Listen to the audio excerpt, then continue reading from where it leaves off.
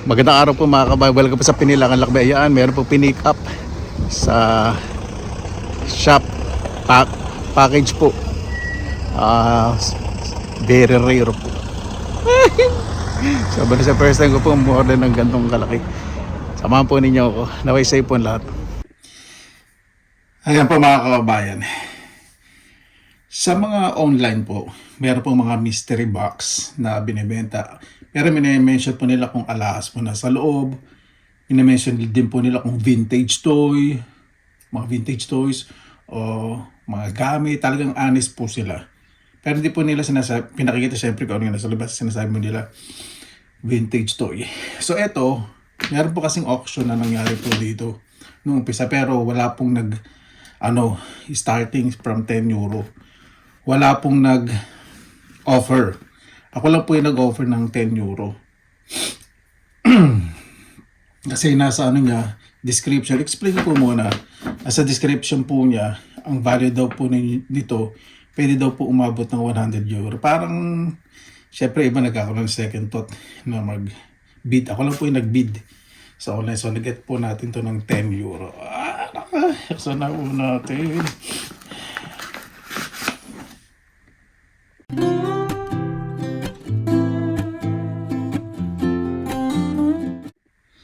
Minensyon naman po doon na vintage toy po ito. Hindi ko alam kung vintage o kung gano'ng katagal. Pero sabi niya, very collectible daw po at rare. Nakalagay sa description. Tingnan nga natin. Kasi kung totoo yung sinasabi niya, naku, papaldo ko dito. Ingat-ingatan. Sarap ko ng ganito. Kasi 10 euro eh. Kung may mga nag-bid po, paano umabot ng 100 euro eh.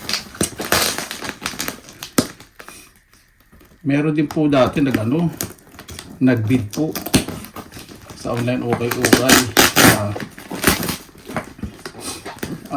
Collectible to. Yung palang to 1950s. Ang presyo po sa online more than 1,000 euro. Imagine po ninyo. Serte po nung nakabili no.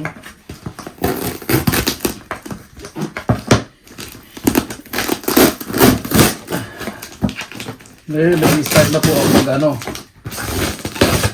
mag-collect po talaga ng mga laruan kasi napakabilis pong mabenta sa mga bata sa merong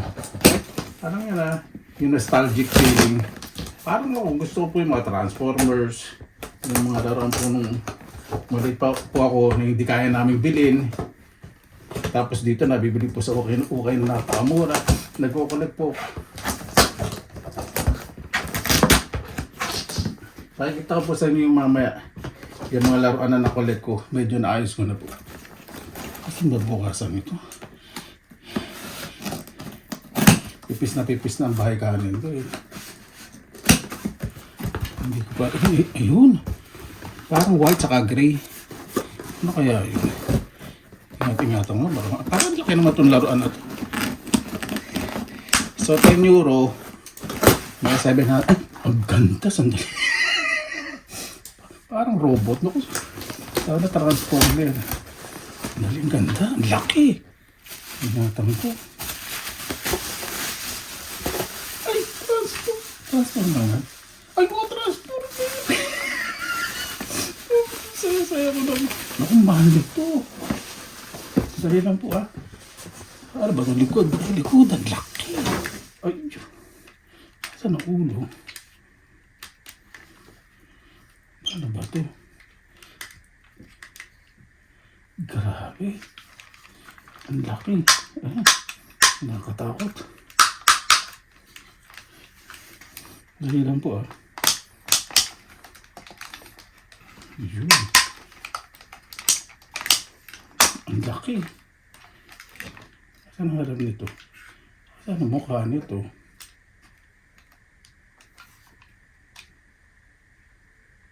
Hindi ko po alam kung ano.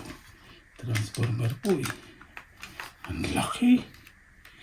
Ano mga kabayan? Ito na yung mukha niya. Grabe. Ano kaya bubuin to? Jackpot po ako dito kung sa €10. Ayun.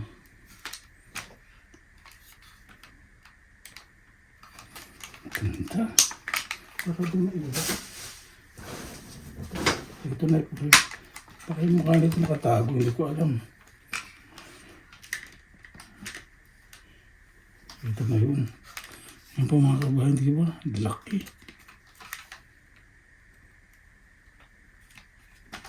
Grabe.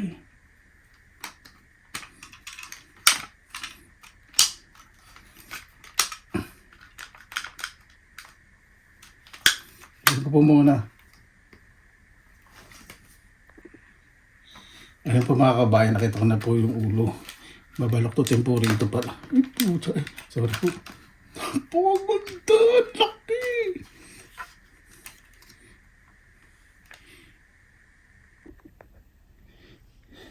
Ayan po mga kabayan, grabe. Transformer po. Ang laki, 2 feet. Tapos ang bigat. €10, 700. Naku! Ay, nakakita ko po sa online. Napakamahal po pa talaga nito. Ay. Worth po yung pinayan kong €10. Imagine po ninyo, di ba? Collectible. Naku po yun. 2,000 po Hasbro.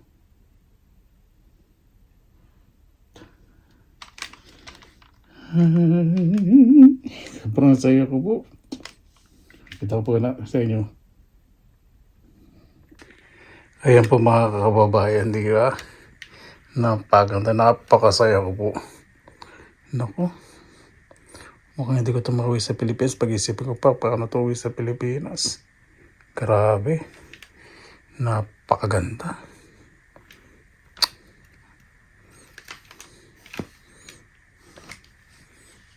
Ayan po yung tatak.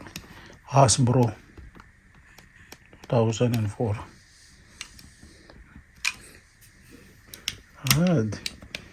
Decepticons pala to.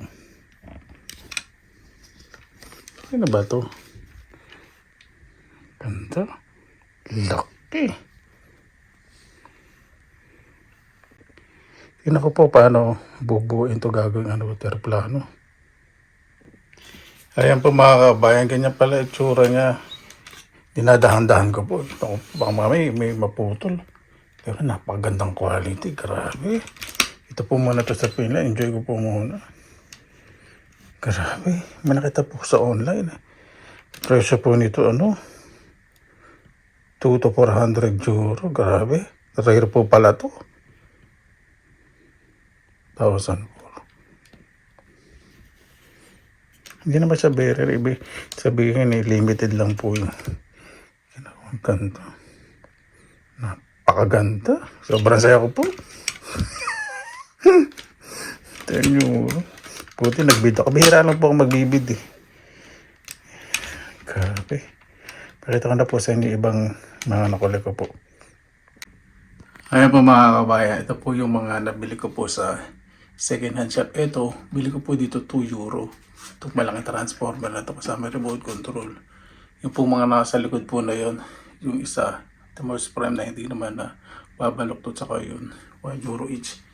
Itong Godzilla, bili ko po doon €3. Dito €2. Dito, basta less than €3 po lahat yan. Bawat isa. Nabibenta po ito sa online. Ito very rare po. Itong dalawa, lalo itong Godzilla. 80s po yan. Meron yung nasa ilalim. Meron po yung mga nakalagay sa ilalim 1980 something. 1985. So, ito po. Quite rare na po itong isa na to. Mahal po ito pang nabenta. Lahat po yan. Medyo mahal yan po nabenta. Pinakamababay at hindi ko po alam. Tapos ito po.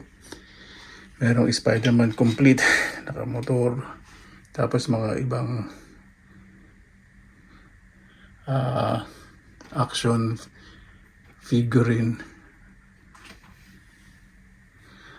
action hero, superhero figurine. Yan. Iba-iba po. Ito po yung malalaki, nilagay ko po muna dito. Pero yung isang luggage ko po puno na po. Hindi ko po nalagay po muna dito kasi inaayos ko pa lang po. Tapos meron po ako dito, ito, medyo na rin. Si Wolverine, nilagay ko lang po sa motor. Hindi ko alam kung anong motor ito. Tapos ito po yung mga collections ko po ng mga Transformers. Adi ka? Ayun. Ayun yung una ko pong nabili. Yung dalawa nasa likod. Yan may nawawala sa likod pero okay lang. Basta nakatakompleto. Kamay, ulo pa. Yun po importante kahit may nawawala sa parte ng katawan. Yan po pinaka-importante. Di ba? Yan po may mga 1980s up to present. So, di ba? Sobrang saya ko po. Tapos meron po dito, ito sa UK yata, Transformer din. Ito, may kakaiba. Na-check ko na po yung mga presyo. Iba po talaga, medyo mahal. Pero nabili ko lang po yan ng 50 cents up to 3 euro po bawat isa po. Ay, nako. Masaya po ako. Yan po nagiging stress reliever ko ngayon. Siyempre malood po kami, gusto kong makabili ng mga ganyan. Yung kaya nasabi nga second hand. Ngayon marami po nagkukulik. Diba? Iba po kasi kayong nostalgic feeling eh. Sa lahat po na to, pinapaborito ko yun kahit may missing na part sa likod.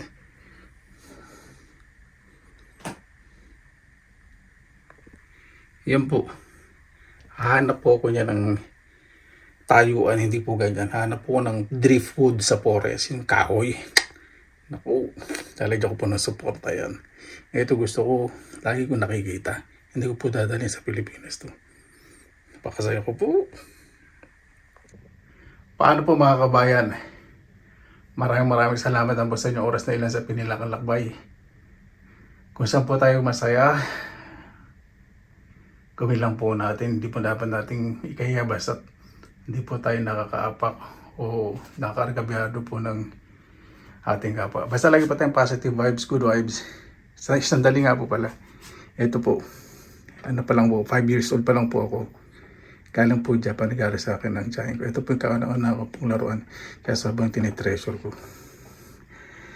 God bless. Lagi magandang araw. Laba lang.